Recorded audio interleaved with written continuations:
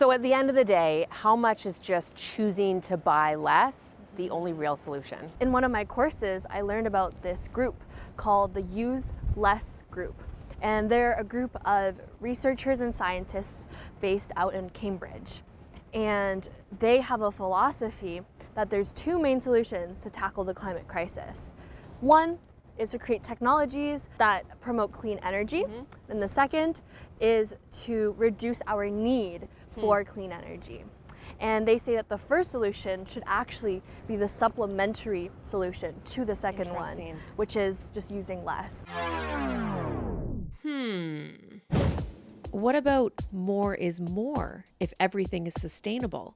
That's what this TikTok influencer is all about. I've always loved fashion. I've always been a very creative person, but I would say within the last 3 to 4 years, which is around the time when I first started creating content on TikTok, is when I really kind of found my personal style and really became a lot more conscious of sustainability within the fashion industry. I started thrift shopping and secondhand shopping during high school, and I feel like that really helped me figure out my personal style. It really helped me avoid being fed trends. And secondhand shopping is also keeping all of these unused, unworn, or unwanted garments from building up in landfills in third world countries. Always shop as sustainably as you can and never care what other people think, because at the end of the day, you dress for yourself and no one else. And so that's the philosophy I know you buy into. How does that work in a world of fast fashion? It's extremely difficult, and I think it starts with acknowledging that we do live in a world of fast fashion, and we do live in a world that really perpetuates the idea of wanting more and wanting the new thing and fitting in and following trends. But it's important to be self-aware of that, and when you're falling into those traps, look beyond just the value, the price tag, you know? Look for emotional value. Was this my grandmother's? Was this my best friend's? Once you start adding emotional value, that item will have so much more meaning to you. Keeping cloth out of landfills means they either get recycled or reused. Before fast fashion, the practice of handing down clothes was more the norm. And for some cultures, the hand-me-down tradition goes beyond passing items down to your little brothers or sisters or the neighbors next door. It can cross oceans in the form of a gift. Filipino immigrants have a tradition of shipping items to their relatives back home. These are called Balikbayan boxes. In Tagalog, the term Balikbayan means return to one's country. Usually every Christmas, Filipinos living all over the world send these gift boxes. They often contain hand-me-down clothes. The t-shirts and jeans are brands that are hard to find in the Philippines, or they're too expensive. This is such a common practice, there is a shipping industry dedicated to Balikbayan boxes. And for those in the Philippines, it's also a way to reconnect. The sentiment is passed on to those outgrown shoes and shirts.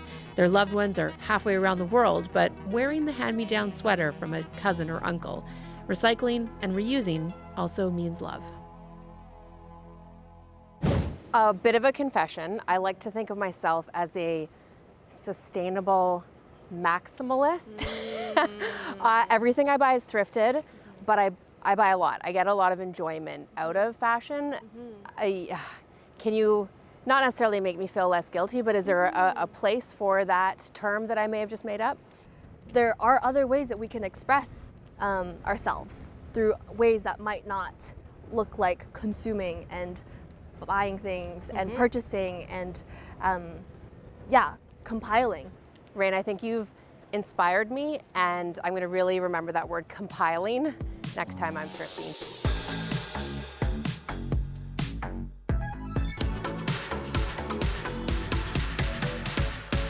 So Rain, the solutions are out there. How hopeful are you that we'll be able to implement them in time to make real change? As a Gen Z, I'm really hopeful. And I say that because I think that my generation is one of the most self-aware and compassionate generation. I'd agree with that. Yeah, and I think that we're sick of the status quo. You know, we see the injustice and we really want to change that. In North America, an estimated 10 million tons of clothing ends up in landfills. Enter the circular economy, a market framework that encourages reusing and recycling, and in the case of textiles, repairing.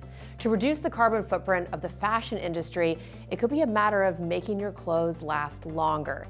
Meet Tess Goebel and Eris Grutter, the co-owners of an East Vancouver clothing repair studio, all together. Get it? They repair everything from knitted cardigans, jeans, to leather boots. I think that you can buy new shoes every 6 months to a year, but when you choose to repair it, you're making a choice that these are my boots and I want to keep wearing them. Altogether is one of the businesses working to make clothing repairs easier and more accessible. But as the circular economy grows in popularity, so does the demand for clothing repairs. And experts say brands need to take ownership of that, offer repairs or use longer lasting material. Repairing and resewing is definitely a greener alternative to throwing out clothes. And in the end, you get to keep all your faves forever.